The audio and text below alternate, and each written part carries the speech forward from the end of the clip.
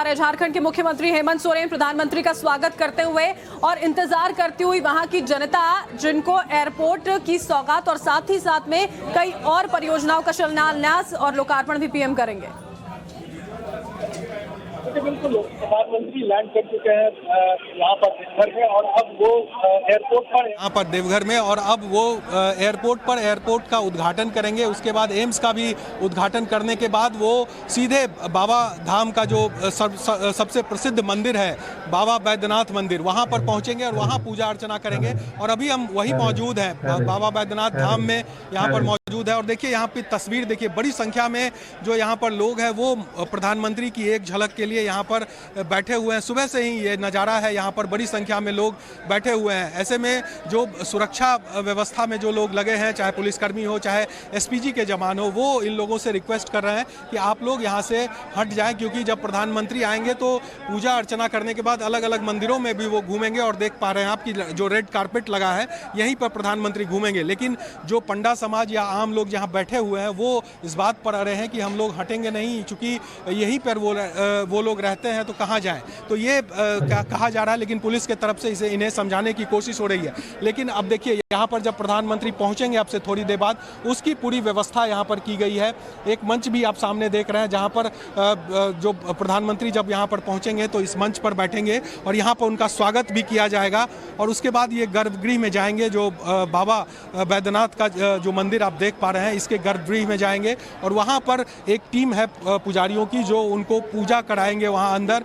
और वो वहाँ की भी तस्वीर हम अपने दर्शकों को दिखाने की कोशिश करेंगे कि अंदर किस तरह से प्रधानमंत्री शिवलिंग की पूजा कर रहे हैं। चूँकि ये जो है मनोकामना लिंग कहा जाता है और ये यहाँ पर जो भी मनोकामना लेकर लोग पहुँचते हैं वो मनोकामना पूर्ण होती है। यही वजह है कि सावन के पूरे महीने यहाँ पर करोड़ों की संख्या में श्रद्धालु आते हैं, यहाँ पर जल चढ़ाते हैं। लगभग 100 किलोमीटर की पदयात्रा करते हुए कांवड़ लेकर जो यात्री है वो इस मंदिर तक पहुँचते हैं और यहाँ पर जल चढ़ाकर बाबा का आशीर्वाद लेते हैं।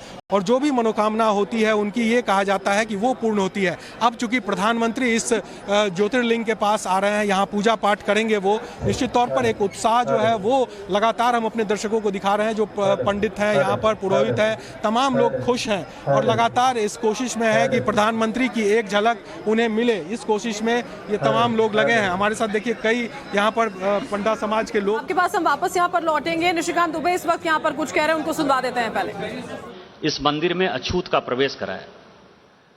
आज आप आए हैं इसी झारखंड के जो कड़ी महात्मा गांधी जी ने 1934 में छोड़ी थी, उसको आज आपने पूरा किया है।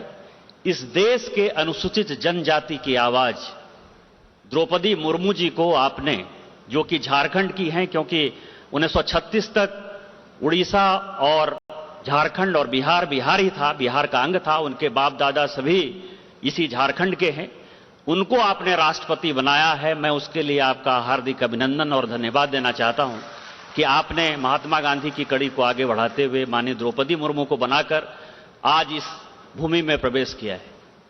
एक सांसद होने के नाते आपने जो मुझे दिया, इसके लिए मेरे पास कोई शब्द नहीं है। इस गोड्डा लोकसभा में 1 लाख करोड़ की योजना चल रही है, चाहे वो अल्ट्रा मेगा पावर प्लांट हो, चाहे वो प्राइवेट प्लांट हो 1600 मेगावाट का जो कि अगले महीने चालू होने वाला हो, चाहे एम्स हो, चाहे एयरपोर्ट हो, चाहे पॉलिटेक्निक कॉलेज हो, इंजीनियरिंग कॉलेज हो, डैम हो, आप नाम लीजिए, केंद्रीय विद्यालय हो, एग्रीकल्चर कॉलेज हो, इंजीनियरिंग कॉलेज हो, सॉफ्टवेयर टेक्नोलॉजी पार्क हो, प्लास्टिक पार्क हो। मैं यदि गिनाता चलूं तो मुझे शायद जो है 15-20 मिनट जो है उसी योजनाओं को लगेगा। आपने 1 लाख।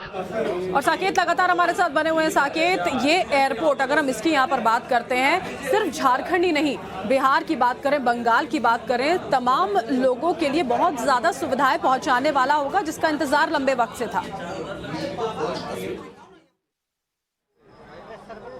देखिए बिल्कुल मैं वही कह रहा था कि चूंकि इस एयरपोर्ट का महत्व इसलिए भी बहुत ज़्यादा बढ़ जाता है क्योंकि ये जो देवघर का इलाका है ये बिहार से भी सटा हुआ है। लगभग 14-15 किलोमीटर की दूरी है बिहार बॉर्डर, जो झारखंड से लगा हुआ बॉर्डर है, वहाँ से इस देवघर की। तो ऐसे में समझिए कि बिहार के लोग भी इससे कहीं ना कहीं लाभान्वित होंगे और बंगाल का भी बॉर्डर सटा हुआ है जो कि इस एयरपोर्ट से कनेक्टिविटी उनकी होगी। और ख़ास तौर से जिस तरह से करोड़ों की संख्या में श्रद्धालु हर साल यहाँ पर आते हैं बाबा के दर्शन करने के लिए, उन लोगों को बड़ी सुविधा इससे होगी क्योंकि वो अब आराम से फ्लाइट के जरिए यहाँ पर पहुंचकर पूजा अर्चना कर सकते हैं। और ये सबसे अहम जो कह सकते हैं कदम है इस पूरे इलाके के विकास के लिए। और साथ ही साथ एम्स की भी आज से शुरुआत हो रही है क्योंकि 2018 में प्रधानमंत्री नरेंद्र मोदी ने ही इसका शिलान्यास भी किया था और आज वो इसका उद्घाटन भी कर रहे हैं। तो इससे समझिए ये तमाम राज्य, चाहे बिहार हो, बंगाल हो, झारखंड हो, सभी राज्यों को सीधे इससे फायदा पहुंचेगा। वहाँ के लोग यहाँ पर आकर इलाज भी कराएंगे। तो कई ऐसे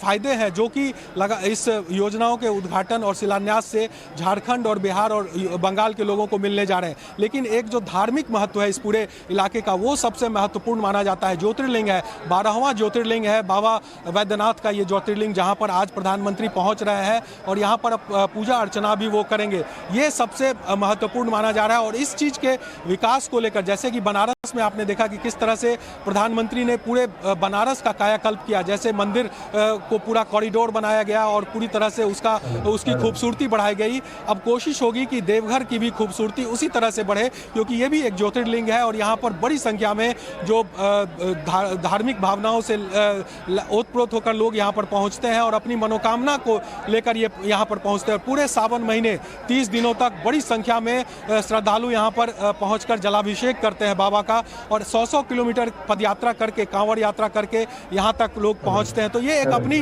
धार्मिक आस्था के साथ जुड़ा है। एक तरफ विकास की बात, एक तरफ विकास को बढ़ावा देने की बात लगातार जो प्रधानमंत्री करते हैं, उसके तरफ से एयरपोर्ट का उद्घाटन कर रहे हैं।